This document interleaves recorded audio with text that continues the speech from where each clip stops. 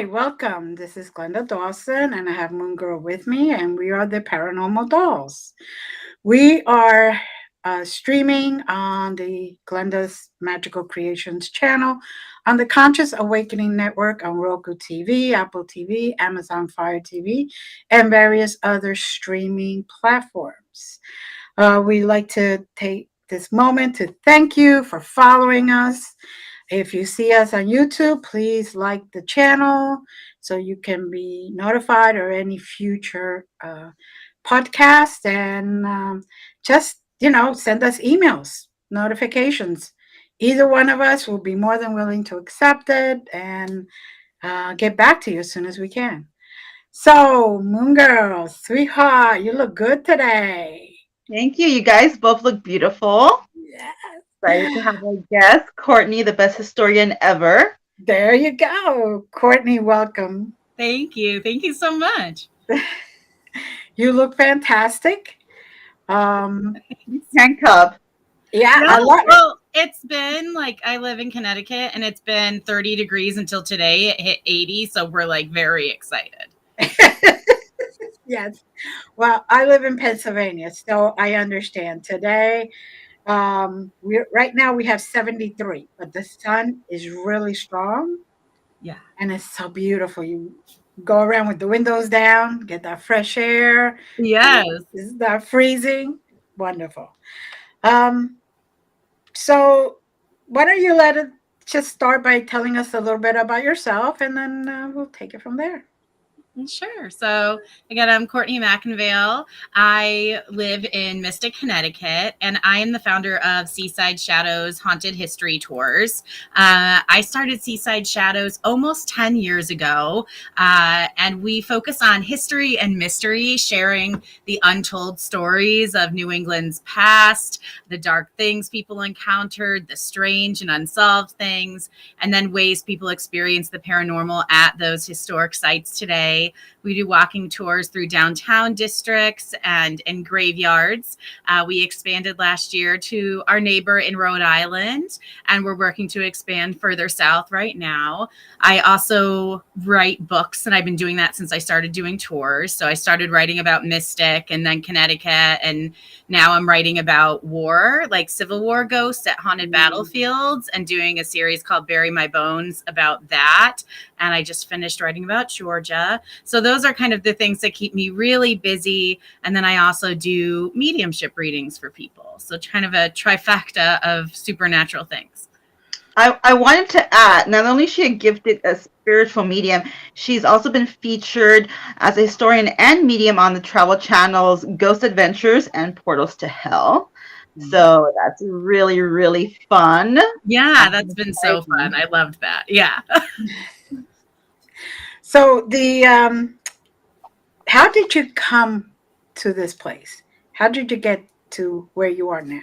What sparked your interest in becoming like a historian? You didn't just wake up one day to the next and like, I history. Yeah. So growing up, I was an avid reader. That was something that I really loved. And my parents both read to me every single night as a child, but my dad was a history major. So he would like read to me from like history books as if they were, novels. And then the only novels he read me were Stephen King. So you can see where the two sort of intertwined. Bedtime stories. Yes. Bedtime stories. So Stephen King in history books, it's no wonder I'm into like spooky history, right? So that always influenced me, I think, in a way. From a young age, I was just like set forth on this path. I studied history a lot in college as well. And when I studied abroad in Ireland, that was a big focus. So I really just kind of grew my love for it there. As for the paranormal, it's been in and out of my life. I grew up in a house with a lot of haunting activity, and then I ignored that. But then in other parts of my career, just more and more, not spooky, but spiritual things started happening. And I really just tried to intertwine them, the history and the unknown. How do they go together? And they definitely have parallels. Mm-hmm. So I could see how one stirred your interest into the other, and it becomes a giant rabbit hole. Yeah, it does, because you're not only learning about like the dark history and trying to explain modern paranormal activity, but if you really get into history, you're finding out what they believed spiritually, how they connected with spirit, and it just, like you said, snowballs kind of from there. Mm-hmm. Yes, it's like when I go into a house, I don't go into a house like a normal paranormal investigator. I go in there and I ask the spirits, okay, what's your story? And that to me is worth $1,000,000 because you get to know of history that isn't written in the history books. Yeah, And yeah. then you could just go to the historian places like the Historical Society here in Pennsylvania and then prove whatever has happened. And you could find the graves and you could find the history and you could find the family trees and all that stuff, which to me, I don't know, that's what calls me more into it. Right. And I feel like I'm so glad you mentioned that. Even when I hire guides, I don't call them guides, I call them storytellers. Like, Right. our job is to share the stories of the past to ensure that these people are remembered. I love this line in like the Hamilton musical, like in one of the songs where he's like, who lives, who dies, who tells your story, Right. you know? And I, every time I hear that, I'm like, I'm the one that tells your story, you know? That's like, feels like my purpose. Yeah, very good. The beauty of being mediums, because she's also a medium, we like going, all of us, I think we all do this, all three of us at least. Like paranormal equipment is awesome. It's fine. I get why people who are maybe not in tune as much as we are, they need that, visual evidence. But as mediums, like going into it, like using our mediumship when we're like investigating. And yes, the lights are awesome and everything, but you really feel what's going on and see or whatever, smell, whatever. And then that's how we kind of tell their story. Mm-hmm. So that's really interesting to me how that's something that we have in common, that I really like that very much about all three of us. And if you're talking to historic spirits, I mean, like me, I'm always in old houses and battlefields. These spirits, like if we're operating under the assumption that they're the spirits of people who lived in the past, right? Like that's a theory. Mm-hmm. So why would they be like really excited to see all these gizmos and gadgets that are making noise and lighting up if that was not something that was happening in their time? That could be confusing and weird. Whereas if we come as people trying to speak, that could open up that opportunity to communicate much better. Mm-hmm. Very true. Very true. Yes, I like I said, and Moongirl said, we're not trying to put down the people who do the machines. Everybody does it differently. Well, we use them. We use them. Right. Oh yeah. Use them. I use them with my guests all the time. I like let the kids run around with Boo Buddy and all these things, and it's fun. And like you were saying, it's kind of like a visual, thing for them, and that's really how a lot of people learn and process. So in that way, if it's getting them just used to trying to communicate with spirit, but having a tool to help them do so, elevates that experience, then great, go for it. Mm-hmm. Also, you can tell people till you're blue in the face that you see a ghost, you see a spirit, whatever. But until they it's good to have the little the lights and stuff to show that, hey, look, it really is true. I'm not just talking out of my behind. You can see. So I can see how that helps people with that a lot. Yeah, we use both. We love both. Mm-hmm. Yeah. If I'm saying something to you that's like spooky, or that I see a spirit and then the EMF starts flashing, or we hear a voice come through the SB7, that's really exciting. It validates, corroborates what I'm saying, and then the guests are able to be a part of that experience. Mm-hmm. Now, it states that, I heard through the grapevines that you worked for the FBI. I gotta hear this. Yeah. So I have the most strange origin story, I think, for being someone in the paranormal, in the sense that, like, yes, I grew up in a haunted house, but I went to college after that and I studied politics and history. And during college, I had an internship opportunity because I went to school in Washington, D.C. With NCIS. And I think like most people, we, or at least a lot of us women, we like true crime. So I was like, absolutely want to be involved. What's going on here? And, you know, when you're a kid, you don't realize how real it is until you get into that internship. And I interned in cold case homicide. And that was just like really eye-opening, and that was something I loved, finding pieces of the puzzle that other people didn't see, using my intuition to see if that could help guide me to pieces of the puzzle. But it was just an internship, right? But I loved it. So I started applying to any government agencies that I felt were similar after I finished my internship, because that was, you know, toward the end of my college. Right. And then FBI just happened to be having what they call a hiring blitz, where they were going to universities and seeing who was qualified and like pulling us out. And I really credit my NCIS internship with being like, you know, what made me stand out in the applicant pool. And my mom was a teacher and made me get good grades my whole life, so that helped. So I, you know, put in for the FBI at that point, and they hired me. It took a couple years to get a security clearance, but I was not put in something that I really wanted. It was like what they needed, which was counterterrorism at that time.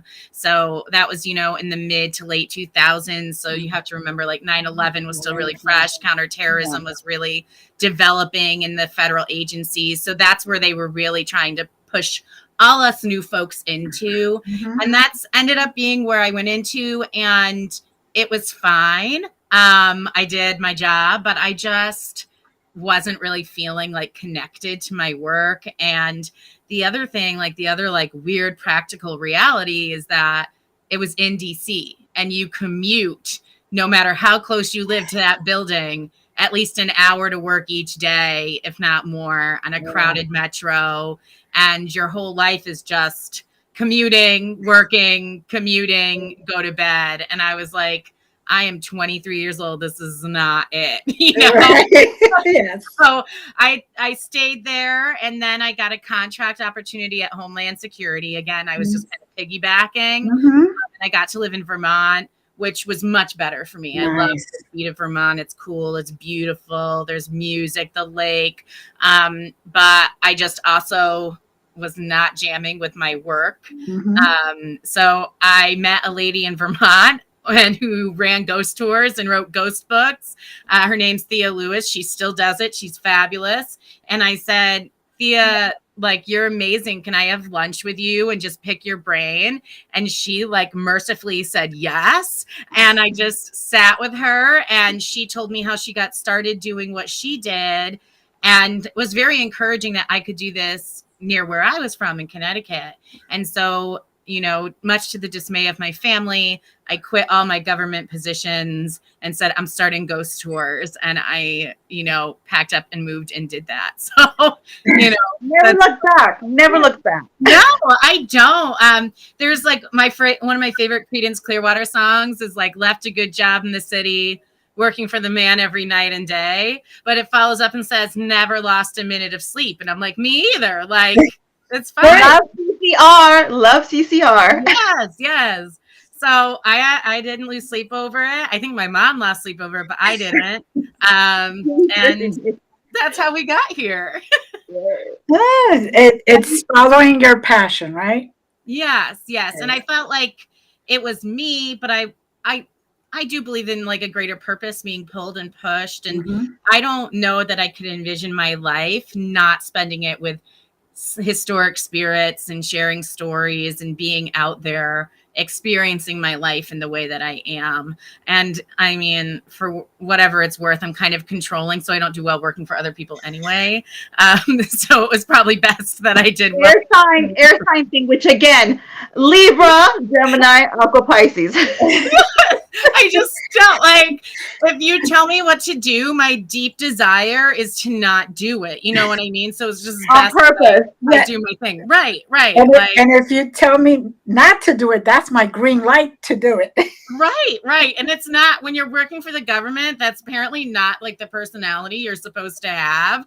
I remember like at FBI Academy, they had us all take, that Myers-Briggs personality test. You guys heard of that? Yes. And I got ENFP, okay, which makes sense for me. I was the only one in my entire academy class that got that, which was a problem because we were supposed to work with other people whose brains work the same as ours.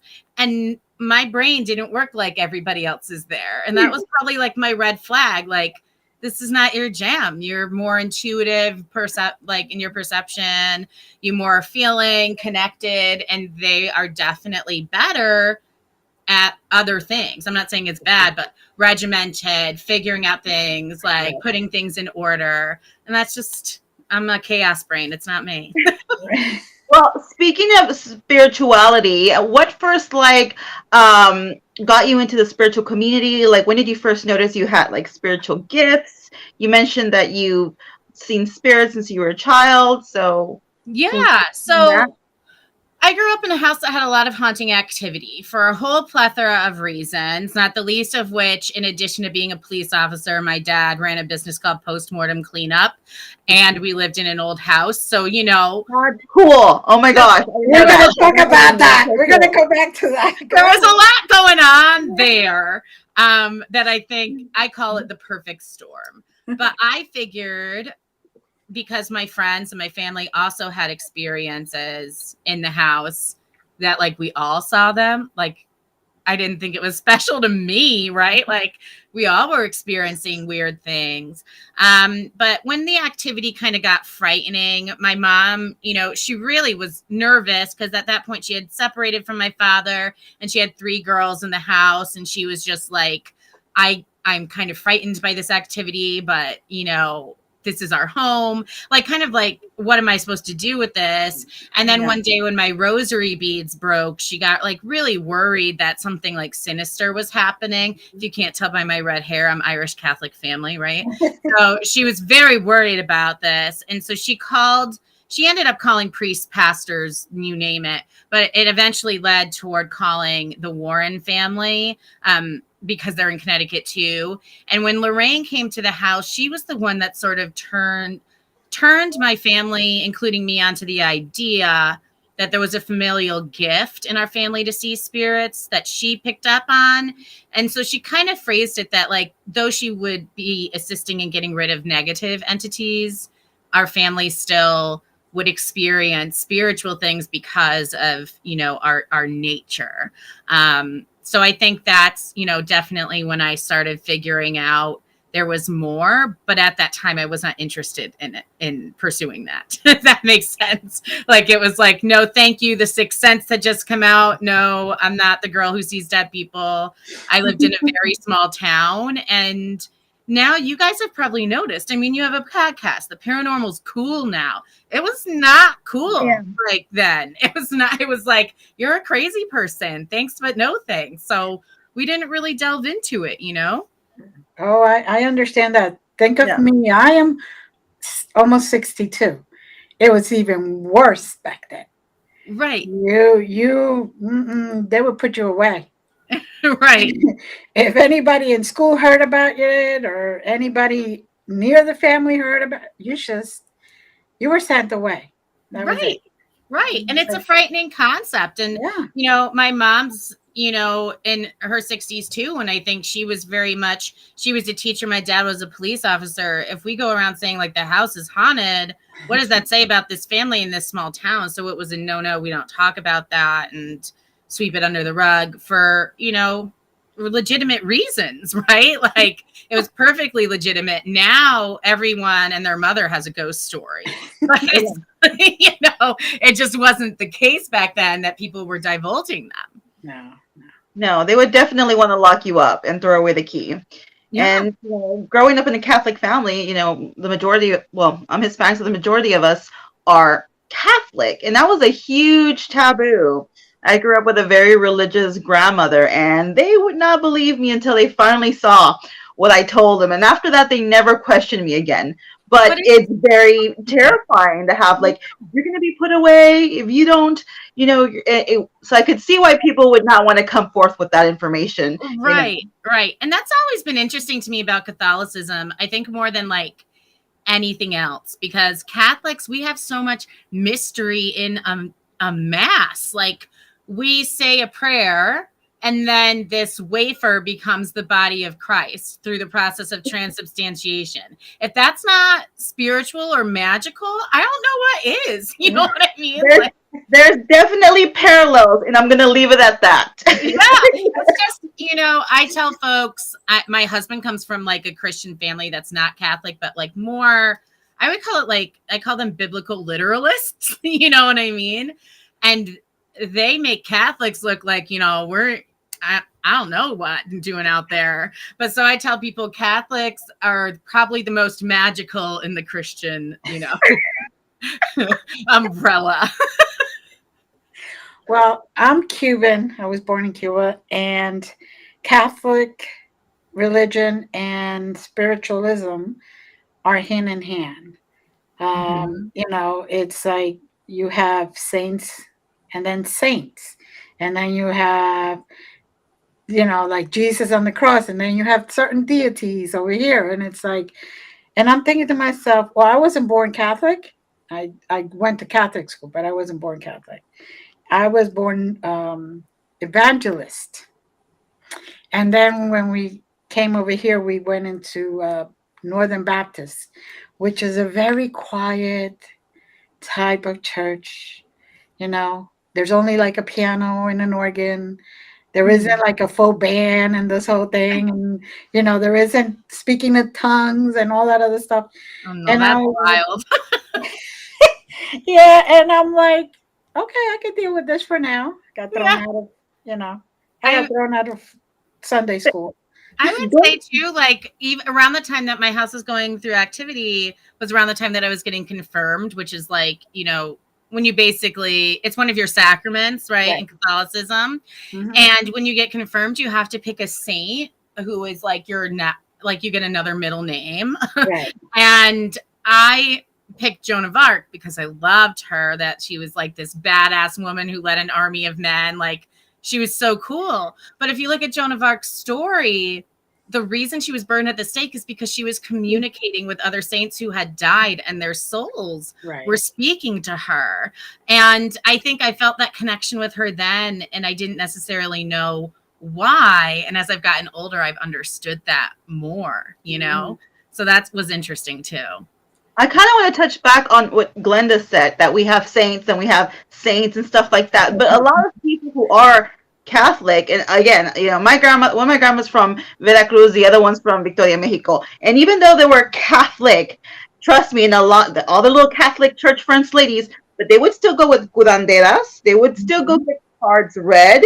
They would still do things that you know what I mean? That other religions might have frowned upon. So that's what I'm telling you. There's parallels that maybe they didn't want to look at, or whatever the case may be, but there was definitely parallels there. Okay, well, to put it nicely from a history perspective, our ancestral cultures were blended in to the Christian movement when it came out for a reason, but they were never fully able to tell these cultures, whether, like it was Celtic like mine or Norse, it doesn't matter. Right. They could never say to you, get rid of who you are and where you came from. Mm-hmm. Instead, they had to say, okay, we're going to shift how you do this into our narrative, right? And so we're always going to have that crossover. And to this day, people still use the huevo to like curarte de ojo. Yeah. The egg cleanse, and it didn't matter if you were, religious or not. So again, there's parallels here. Just saying. Yeah, absolutely. Absolutely. I mean, I got married in Ireland. I lived in Ireland. If you tell me those people don't believe in like banshees and fae and things like that, yes. They do. And there is this sense when you're there that, They are here because culturally it's always been real for them. So, Mhm. you know, Well, even though you're Irish Catholic, you still have your fairies and you still have your banshees and you still have all of these supernatural elements that play a role in your daily life and understanding your practice of leaving an empty chair out, you know, on All Hallows Eve for your loved one to come back, putting the candle in the window for them to find you. Like that's still very spiritual, but not religious, right? And then we leave our altars for that too as well. So there's a lot of things here that, you know, whatever. It's interesting, right? It's interesting. I love it.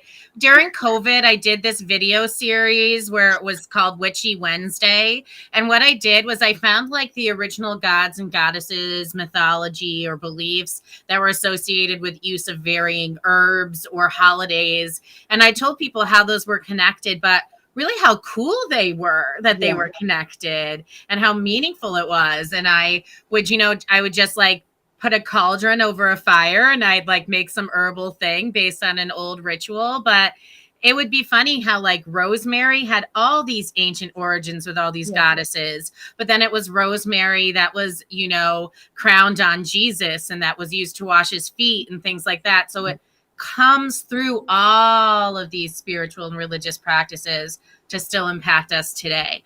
And that's what unites us, you know, at the end. It's pretty neat. Circle. Yeah. Yeah. And too bad people don't see that.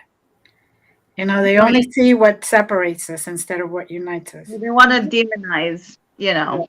Yeah, everything is. By the way, a banshee I experienced too, and they're no fun. No, but they're my pals now. They're my pals now, so I work with them when I need to.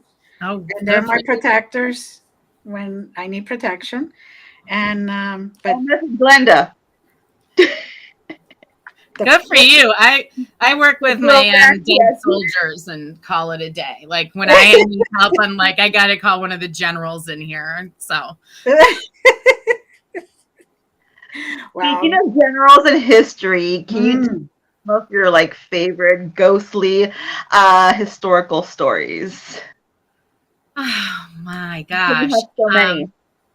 I have so many. I'm trying to think. So actually, I'll just talk about the guy on the wall behind me. So that's a portrait of Ulysses S. Grant and his family. And I adore him for a whole bunch of historical nerdy reasons. But basically, he was a general in the Civil War. But after the Civil War, he helped with Reconstruction. But he was one of the people who refused to divide the nation any further and wanted to make sure he still spoke with both sides and humanized everything and did his best to bring the country together. So I love him for that. But of course, he's a follow-up to Abraham Lincoln. And during the war, Lincoln is, you know, the chief of the country because he's the president. So he makes all of these decisions. And Ulysses S. Grant is a general, so that comes down to him. At the conclusion of the war, they're celebrating their victory with the Union. And Ulysses S. Grant's wife, Julia, was a psychic. She was a psychic medium, and she participated in seances. Abraham Lincoln's wife, Mary Todd, did as well participate in seances, but she wasn't psychic like Julia. And they weren't friends. So they kind of like had a beef with each other. They didn't like each other. I love old gossip. It's so funny. Glenda, even back then. Even back then. Yeah, we are not above it. Okay, we are not above it. So, and then, you know, to make it even weirder, Ulysses S. Grant's wife was friends with the wife of the president of the Confederacy. It was like, it was a whole little social circle that was weird. But moving past that, Abraham Lincoln, as we all know, gets assassinated at the Ford's Theater by John Wilkes Booth, right? But what we don't often know is that Julia Grant foresaw that her husband was going to be shot at that theater as well as the president. And so she said to her husband, I don't want you to go see the Lincolns today. They're going to invite you to a show and then you're going to get shot. And he said, we've already turned down their invitations because you haven't wanted to hang out with Mary Todd, you know, like I've got to go. And she's like, we have to like come up with an excuse, go home and see our kids. Like, I'm telling you, it's life or death. And so he loves his wife. Like, he had courted her from a young age. And so he says, okay, I'll just tell them there's an emergency with one of the children and, we have to go. And he does. But before they leave New York that day where they were visiting, a messenger comes to the house and he says, you have to come see the president right away. And Julia gets a message. She says, don't even respond to this message. He's part of the group of people that are going to kill the president. Ulysses isn't sure about this, but he follows his wife. Better safe than sorry, doesn't want to make her mad. And let that be a lesson to all the men out there. Yes. Listen, because that's what happens. It's that very night Lincoln goes, he gets shot by John Wilkes Booth, and one of the people that was charged with conspiracy was one of the people that tried to deliver that message to Julia. Mm-hmm. And the thing is, what I love about that story is the intuition and the personal level of it. Yes. But at the same time, Lincoln also had a premonition of his own death. For nights before he died, he envisioned himself going to the opposite wing of the White House. People were mourning, crying. And he said, who died? And they said, the president. He was shot. And this happened like 3 nights before he died, every single night. Mm. So, I mean, just even these spiritual stories that we can't deny that really happened. But even as I go through stories from history, like those are like highlights because they were big names. Mm-hmm. But if you go through stories of history, it is filled with people who had, like, the soldiers see other soldiers on the battlefield leading them forward. Parents whose children were lost at war suddenly see the apparition of their child telling them where their body is, and they're able to find it there. It's just these really, miraculous stories of human spirit and connection, being a triumph over everything else. But listen to your wife, listen to the spirit, listen to your intuition. If they're that specific, they're not wrong. Let that be a lesson to all the husbands out there. And boyfriends. Yeah. Everybody. It's funny because Ulysses S. Grant was called like the butcher, like a hard ass, all these terrible things.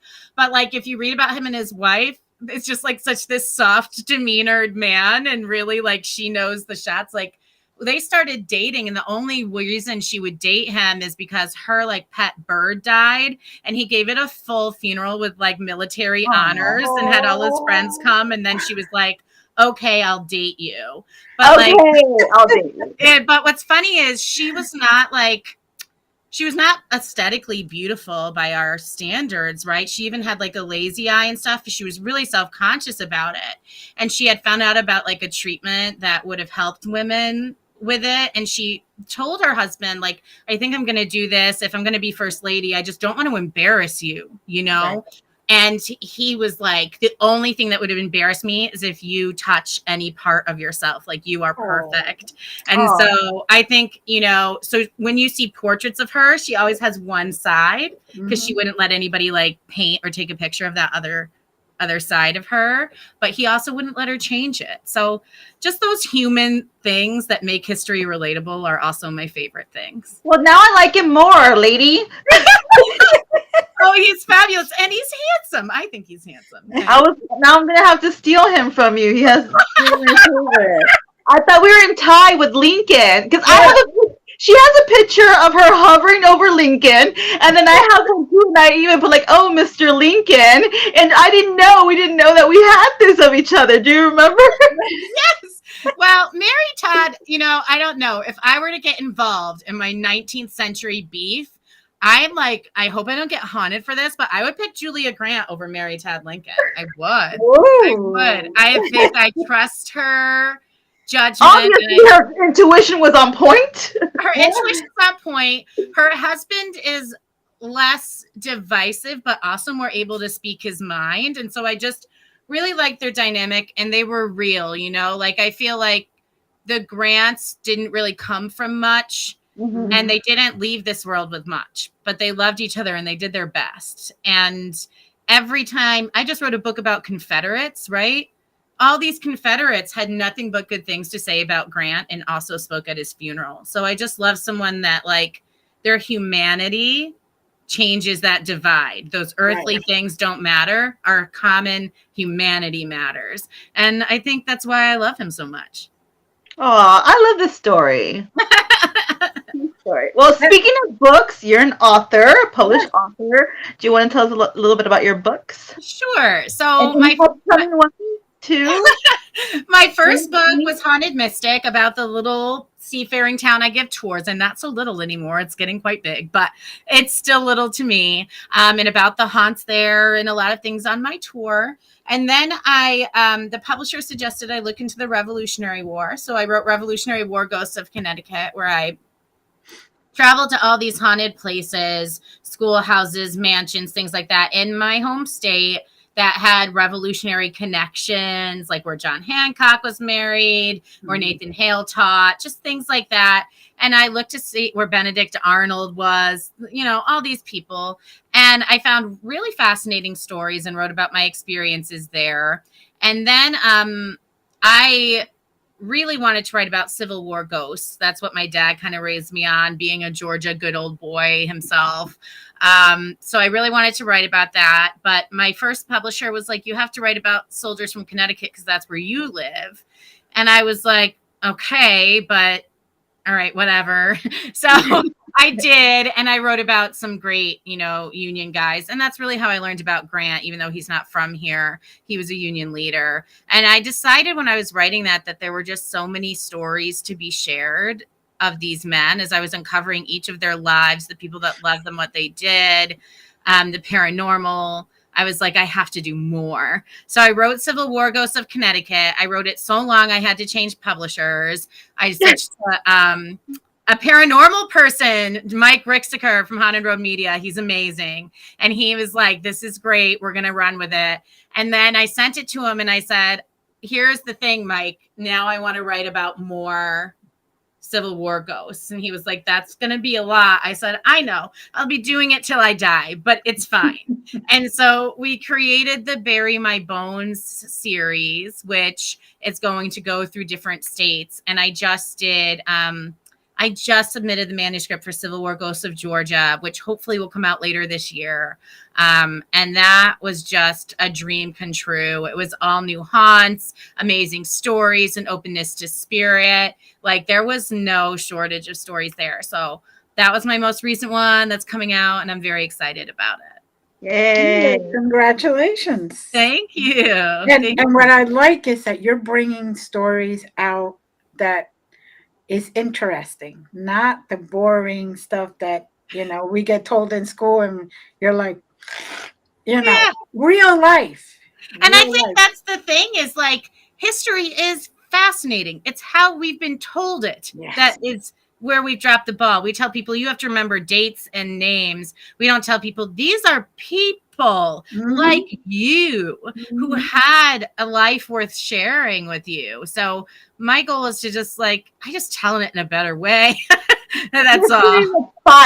With spice. Right. Like, no one's going to tell you that Julia Grant was a psychic or about the bird's funeral, but, like, I love that stuff. I love it, you know? Like, Courtney is an honorary Latina. She brings the spices.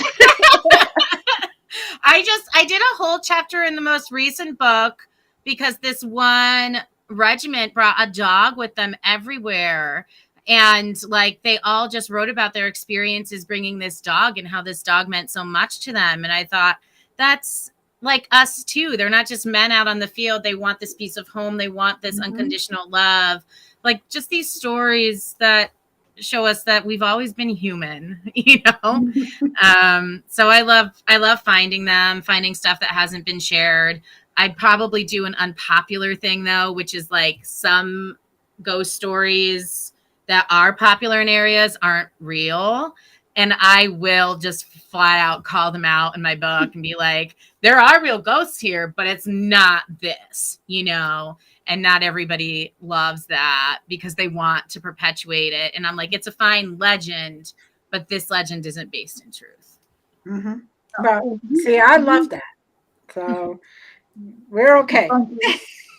you and I went and investigated in Gettysburg, and it was a lot of fun. We have to do it again sometime. And I totally relate to that because some places that were known to be haunted, I didn't pick anything up. And then other places that we went, I was like, oh my God, it's right there. Or this is here. And we just kept seeing all these things. So, in that sense, I want to ask you, what are your top 3 places that you would like to investigate that you have not yet, and why? Before we leave you. Oh my gosh, that's so hard. So on the Civil War note, I would really still, I haven't made it to Vicksburg or Shiloh, which are both big places for my boy Grant, so I've got to go.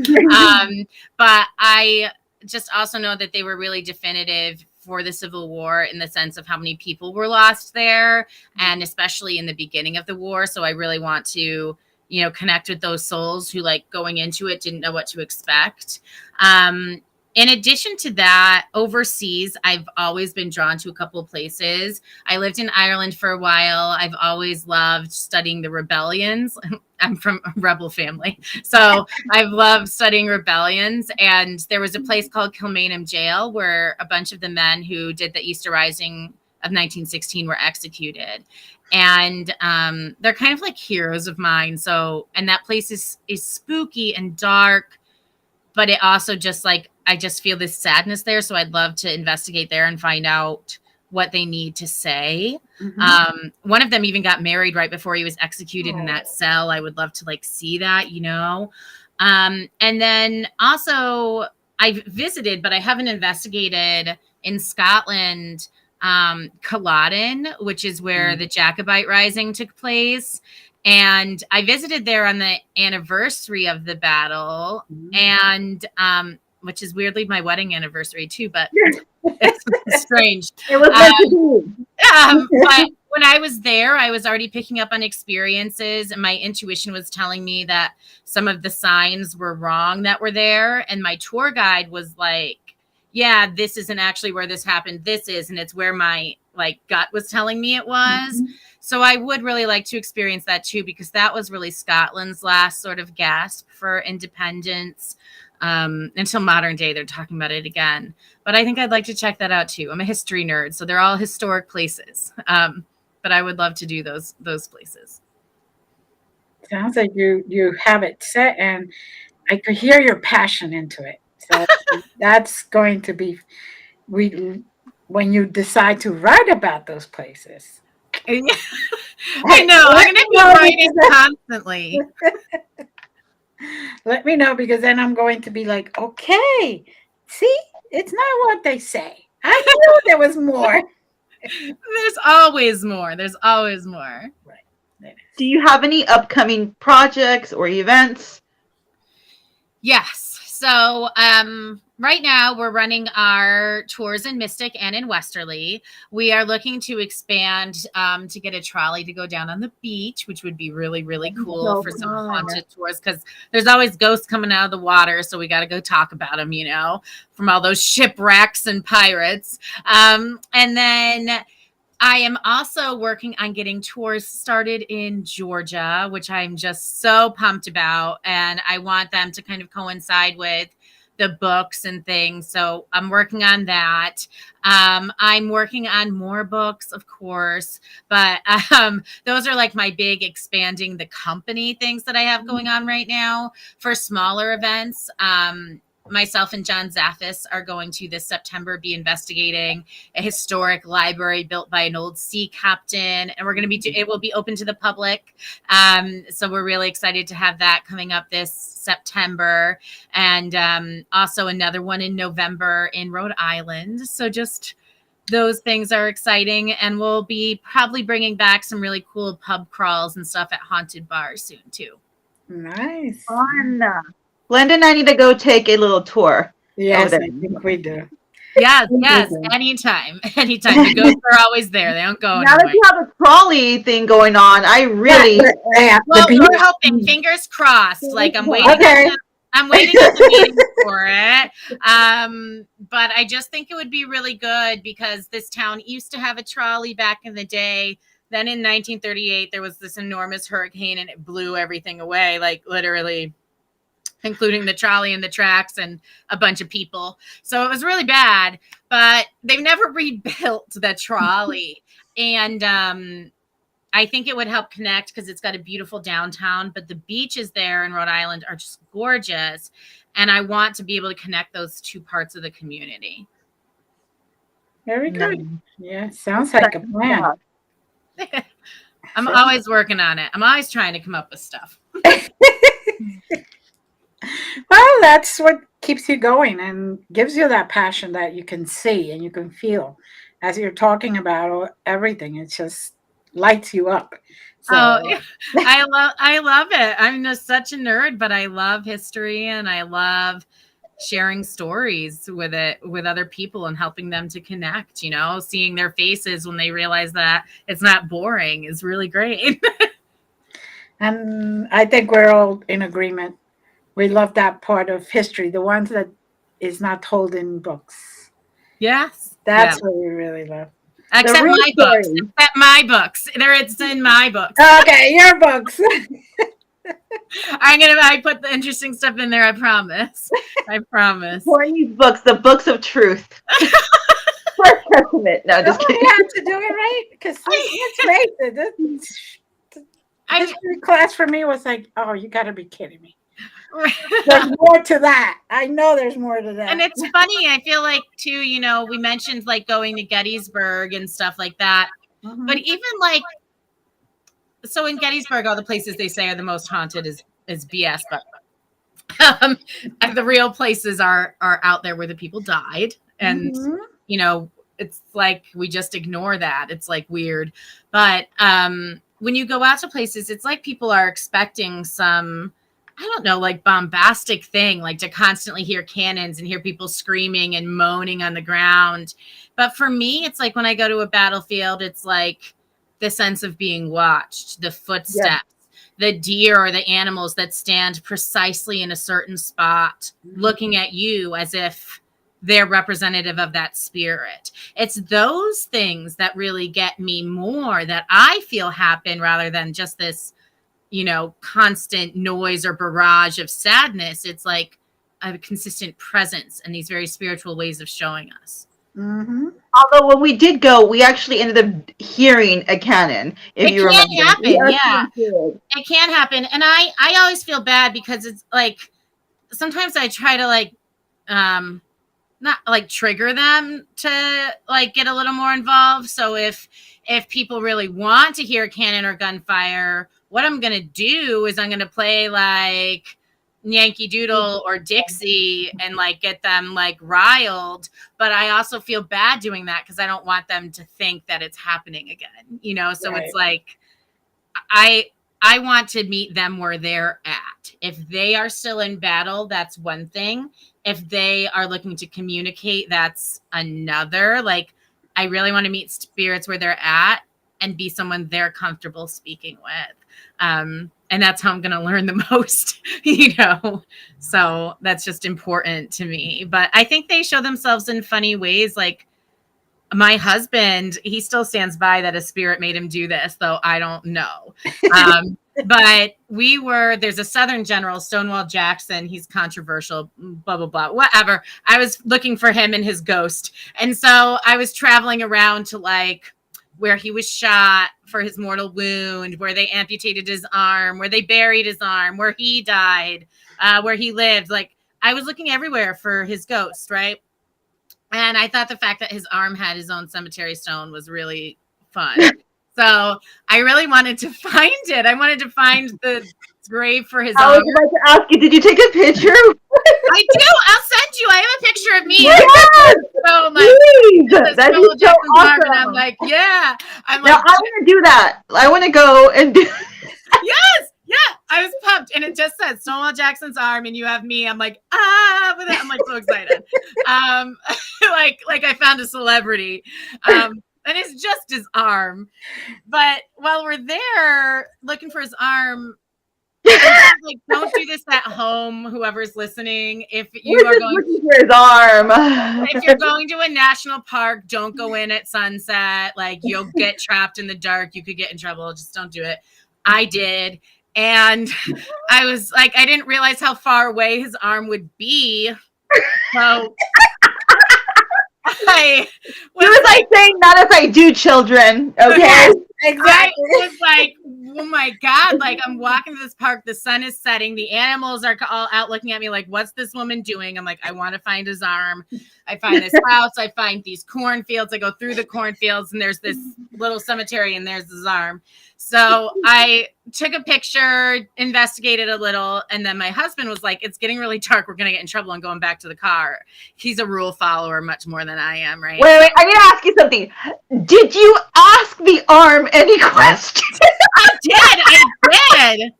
I did. And I don't know that the arm answered, but Stonewall definitely Somebody out there answered. Somebody answered. And to be clear, the arm is buried by other people.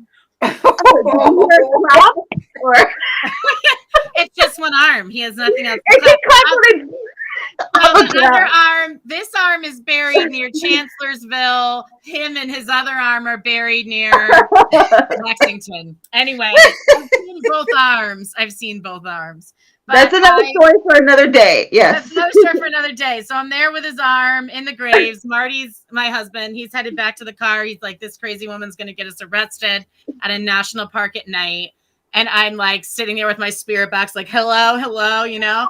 And finally, I got a little nervous too, because I was like, I don't know where I am. And I don't want to like get stuck out here. So I finally start going down the path back toward the car, and I hear like the corn like stalks rustling, and then they like moved like really heavy, and I thought, this is it. Like, this is how I go. Like, I don't know if it's a bear coming out of there. I don't know if it's Stonewall Jackson, but this is how I leave this earth. Like, whatever's coming out of there is going to take me. And then arm and all. Yeah, Marty runs out of there laughing hysterically. Naturally, I smack him and then I hug him because I'm upset because I'm scared. And I'm so I needed to express both emotions. And then we go back to the car, and the next day we tour Stonewall Jackson's house. And the tour guide says to us, do you guys ever play pranks on each other? And I'm like, oh, let me tell you, it's a cornfield. And she goes, well, Stonewall Jackson used to hide behind the doors in his house and jump out at his wife and try to scare her. And Marty goes, he made me do it. I was like, generous.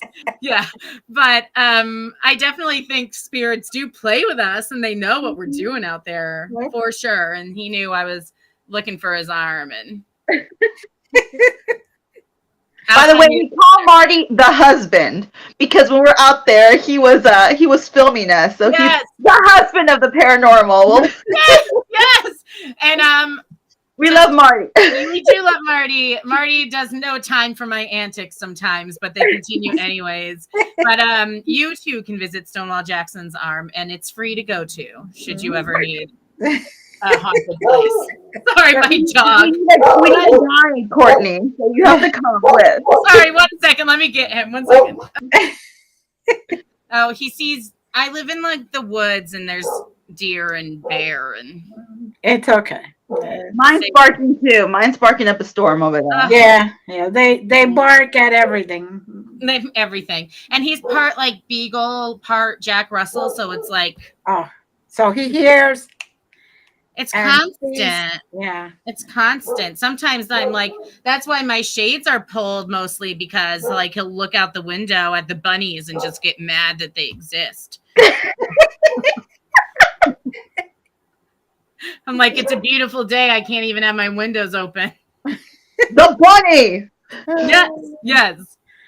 Oh Lord. He's not barking at arms. He's barking at them. Not arms. Although Stonewall Jackson is also on my wall, ironically next to Ulysses S. Grant. And if anyone who knows anything about history is listening to this, they're going to be like, this woman is insane. But I like to think that in the afterlife, they have made amends. That's what I like to think. I am sure they have. I am sure they have. Yeah. Yes. They're probably going like, why were you angry at me? I don't know. Why were you angry at me? Why are we on this crazy woman's wall? Like, where's my arm? where's my arm? I think it's so funny. Like, he was shot, right? And by friendly fire, meaning like his own side didn't recognize him in the dark. Bad. But, and then they're carrying him on like this, you know, stretcher type thing that they've assembled together through the woods for 35 miles. Like, why? Find a hospital tent 2 miles away. What is happening? Naturally, they drop him several times during this process, thus making the wound infected. So by the time they amputate the arm, he's toast, you know, like it doesn't matter. But if they hadn't have dropped him, they said he would have lived, and then Gettysburg would have gone differently. But that's, you know, interesting to think. Maybe in another world, and what would that look like? Yeah, all I know is that I'm with you girls. When I went to Gettysburg, the few times I've gone, where everybody says they see, they hear, and all that other stuff, I'm like, dead zone. I go into a side road or just a little side area, and I see soldiers coming up to me. I see this and I see that. A lot of them weren't found, right? Like a lot of them weren't found, and those are the ones we're going to hear about. I just uncovered a really great Gettysburg story, and I'll end it with you guys. Like these two soldiers, opposite sides. The Union guy's really injured. He starts calling out for help on the wheat field, which is where I have the most spiritual experiences. Buddy, hold on 1 second. I'm sorry, you're gonna have to.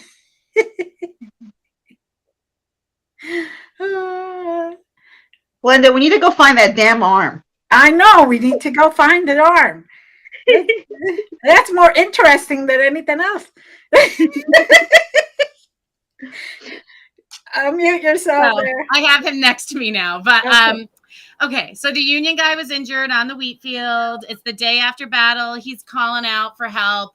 One of the Confederate guys hears him and feels bad for him because he's like laying in Gettysburg happened in July, so he was laying in the blazing sun, and so he feels bad and he goes over there and he says, like, what do you need? And he's like, I need water. So he gives him water. And then he says, can you bring me back to shelter? To which the Confederate guy is like, if I bring you back with me, your guys are going to shoot me, right? And he's like, no, they won't.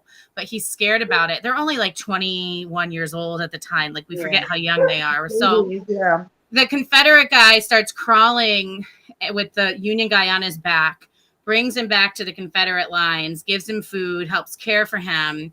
And then he props him up against a tree because his leg is mangled. He doesn't look like he's going to recover. And he wishes him luck. And then the Union guys take him back and the Confederate guys go on their way. And we forget, like, in war, like, after the battle's over, they really don't, like, just attack each other for no reason. So they go their separate ways. And then later, the Union guy survives. And he spends years looking for the Confederate guy that saved his life. Right before the Confederate guy dies in his 70s, like a month before they meet again. And the Union guy says, I will always love him for what he did for me. And Theodore Roosevelt gave them an award for, like, you know, basically bridging that divide. And so that story came from one of the most haunted places in Gettysburg. And I love it. Like, that to me is just as spiritual as anything spooky. That is a sweet story. I'm going to cry. I'm such a crybaby. I know. I cried while I was writing the book. Sometimes I would leave and come back. Like, yeah. I love it. That's what it's all about, isn't it? Yeah. Yeah. For sure. You're still human and you're still being treated as human. So. And people really loved each other and they wanted everything to be okay. And that's all we want to. Mm-hmm. Well, thank you, Courtney. We thank love you. This is great. We definitely got to meet up with you. Yes. And take a tour, and then you give us directions on how to find the arm. Yes, that's in Virginia. That's in Virginia, but I will. No, I don't care. While we're there, there's any legs that we can go look 4 as well. We're down. Yeah, so I investigated a place recently that has a limb pit. So just arms and legs, Okay. Perfect. willy-nilly. Yeah, Perfect. Sounds perfect. You got to send us that information. These are the things I find. So I'm happy to share. Stay with us for a second. Thank you very much. We love you. We love our audience. Thank you, Moongirl. As always, you look gorgeous. Courtney, your glow is wonderful. Thank you very much. And I love both of Love you. you. Blessings.